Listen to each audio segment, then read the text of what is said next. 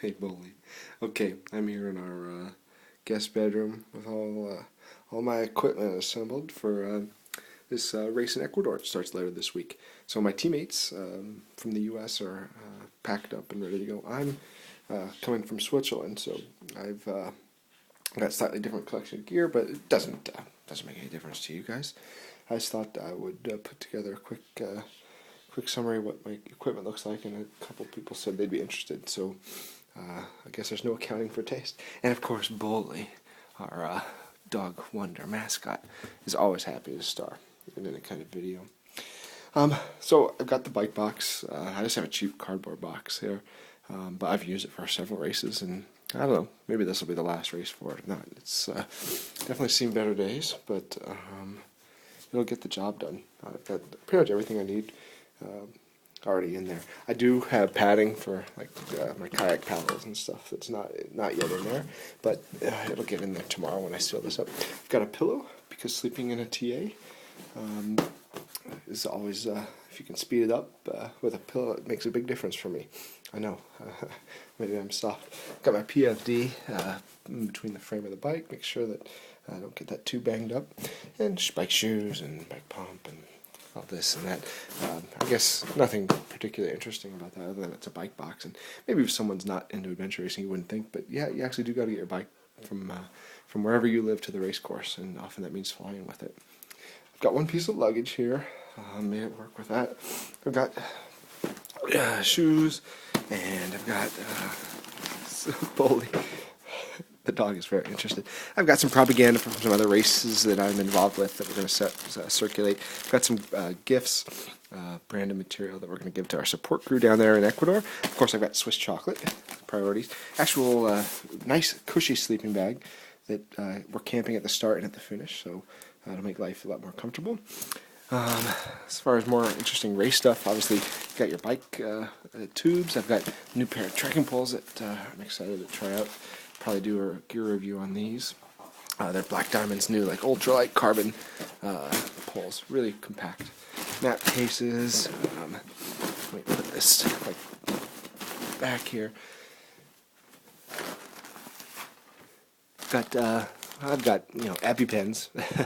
I have a pretty bad yellow jacket and wasp allergy, so in the rainforest, don't want to take anything for granted. Also, then the spot. We've worked it out with the race organization that they're going to let us get away with having one of those, just for our purposes. I guess after the race we could check it, and if we run around in circles, it'll be very entertaining. Some trash bags, some other dry bags, a wrench for my pedals on the bike. Nothing really particularly interesting there. One of the things I've learned from doing races is if you can show up to the race as organized as possible, you're going to be better off. In Patagonia, oh my God, we spent maybe a day and a half, 2 days, sorting through all our equipment. Now that race was 8 days in duration, something really long. So we had prepared a ton of gear, a lot more than for this race. Ecuador's 3 days. So I think I've got a little more, I can afford to be a little more selective in my equipment. But anyhow, everything here is labeled. Like, here's this gear I'll start the race in. I've already decided. It's got my shirt and socks, jersey, and everything. I've got then another dry bag. This has shorts, some more pants and bike shorts. And over here I've got jerseys. These are all dry bags, so that's all modular. Actually, here's the mandatory gear for the race. I've already got that. So this is my sleeping bag. And this is, I don't know, there's some of that little, like a knife and baby sack and stuff. Climbing equipment. You definitely have to check that in luggage. The Madrid airport. I flew through Madrid once and had that in my carry-on because it's the heaviest thing. And, they did not like it. They called it the bolsa de muerto, a bag of death. And so I had to rush out and get it rechecked. So anyhow, most of this stuff I can actually put in my carry-on. I've got it down here just for staging purposes. What I'm going to do probably tomorrow is take all of this stuff in Ziploc bags, which is my food, and then over here is some clothes, but my food will go back in the suitcase, and then probably this whole line of dry bags will go in my carry-on, just so I can carry it, and it makes for a nice pillow if you're sleeping on the flight or whatnot. And there's my backpack, 40 liters, which is humongous overkill for this race, it turns out. I didn't realize the race we were doing was a little more broken up into stages. There's actually 6 transition areas for a 3-day race, so I'd probably get away with maybe a 15-liter bag, but I've got a 40-liter bag, so maybe my teammates will like me and have me carry stuff for them. So this is my food. Back up a little bit. I've got it in 12-hour bags, and right now there's only about 700 or 800 calories in each bag. I probably need to put maybe another 400 calories in each bag to get everything rounded out. It's pretty light because in Switzerland the selection of food that's not super expensive is very minimal. So I've got some Cliff Bars and some gels, and I can only eat so much of that in a race. So once I get down to Ecuador, I'll buy some fruit, and I'll buy some oatmeal, and I'm going to buy tortillas and peanut butter and jelly, and I've got some chocolate-covered espresso beans over here that I'll mix in. So I'll probably put one of those tortilla roll-ups with peanut butter jelly and espresso beans, chocolate-covered espresso beans. Get the sugar and the caffeine kick, and the peanut butter kind of mutes the acidity of the bean. But yeah, that's my favorite race food. So I'll probably put one of those in each of these bags. And frankly, I probably won't power through a whole bag in 12 hours. Shocking, but you actually, it's quite a chore to put back calories if you're working hard. But it's important to do, even if you're not hungry, is to still continue to eat.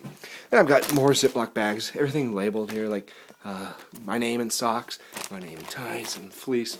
The idea behind labeling all of this is that once we get down to the race site, I'll be able to open my bag up, and then almost anybody in our team, we've got a support crew of Ecuadorians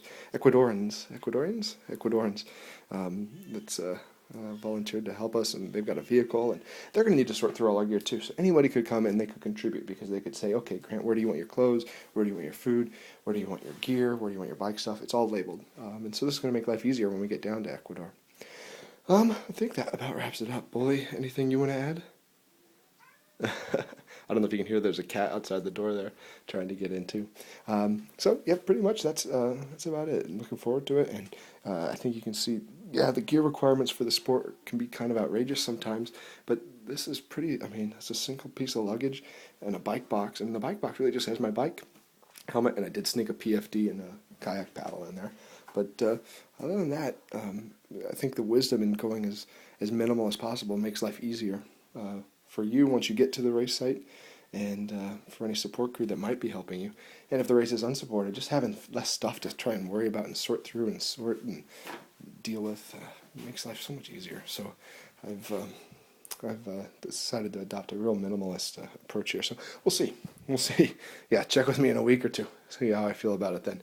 But all right, I think that's about it.